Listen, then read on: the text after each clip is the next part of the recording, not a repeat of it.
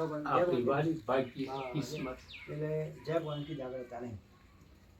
પણ હું તમને એક જ કહું છું તમને સંભળાવવા માટે કે હવારો ગમે એટલા દેવોની પ્રાર્થના કરો પણ વિધાતા માતાને અવશ્ય યાદ કરજો. વિધાતા માતા જે આપણે લેખ લખાય છે ને એ વિધાતા માતા આપણા મૃત્યુ પછી સારી જગ્યાએ આપણા વિધાતા લેખ લખે અને સારી જગ્યાએ આપણા કર્મ બંધાય.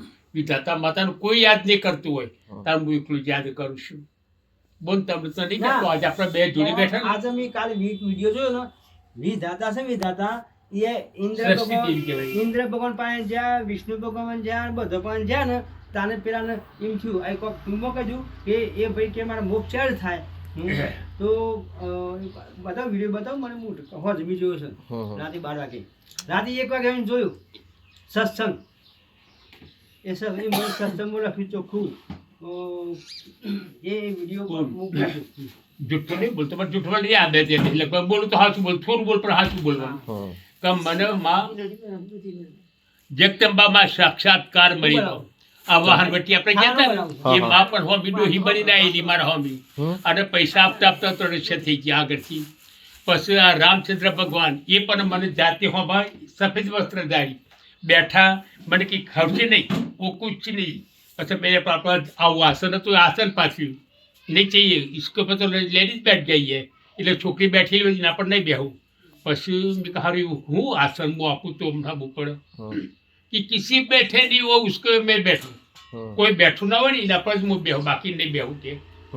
પછી મને વચ્ચે ઠીક થઈ ગયું કે આપણા મૂળદંડના કોથળા પાપડીના કોથળા બેહું ખવડાવવા નહીં લઈએ એના પર કોઈ જ ના બેઠેલું હોય. એક ખંકેરી પાછળ બેસી ગયા. પછી એ આમ જોતા હતા મારા ઘરે યોગેશ્વરના ફોટા પડાયેલા હતા તે જોતા હતા પણ મારા બધી જોઈ તો હોલી જવાનું બાવો જો હ કઈ. પછી बाबा मैं आ गांव से दूसरे गांव जाता हूँ तो मेरी बहनी में पानी गर्म आवड़ी नानी बहनी में पानी गर्म थी जैसे आ गांव से बीजा गांव जाऊँ એટલે મારે કમાન્ડર चाहिए तो मैं कमांडर की कितनी कीमत होती है बाबा એટલે કે 300 રૂપિયા એક વખત 300 રૂપિયા હું હવે મારા ઘરમાં હોની નોટ જ પડી ગઈ પૈસા જ નહીં એક જ નોટ પડી ગઈ હોની. પછી હારું મારે આપણા આ રમેશભાઈ ખરા કા બાજુવાળા પટેલ સસ્મિત સહી રમેશભાઈ એમના ભાઈનો સંબંધ કરજો ગઢોળા તો આખી વેવણી આવેલી હતી તે મારા કે બધી વેવનું ટોરું બેઠેલું અને મહાત્માજી આવ્યા તે મહાત્માજીને બેહાડે બાજુમાં એટલે વેવણી વાતો કરતી હતી ને બે મહારાજ બે વાતો કરતા હતા. એને તો શાલિગ્રામ આપ્યો रुद्राक्ष आप्या तद पत्तो आप्या બધું આટા માટો મમ્મી કાઢી કાઢી મને આગળ મૂકવા મળી. મેં કહ્યું बाबा क्या कर रहा हो कि 300 रुपये का माल मैं तुझको देता मैं मफत किसी का नहीं लेता.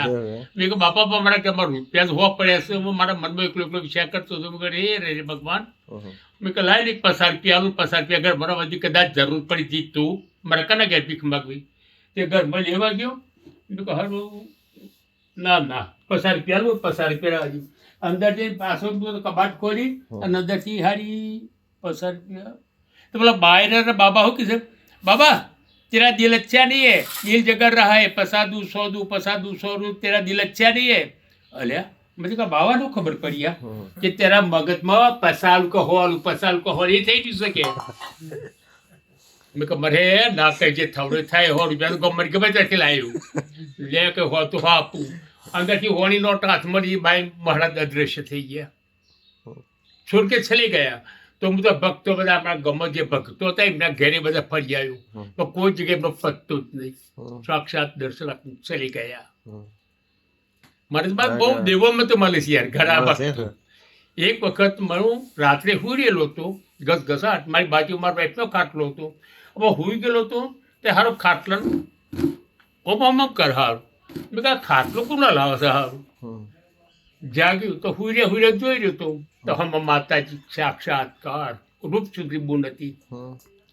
ઘરે આતારી રાતે કોણ આવ્યો હા તો ખાટલામાં બેઠો છો કાને પગે લાગવા ગાજી અદૃશ્ય જતો રહ્યો.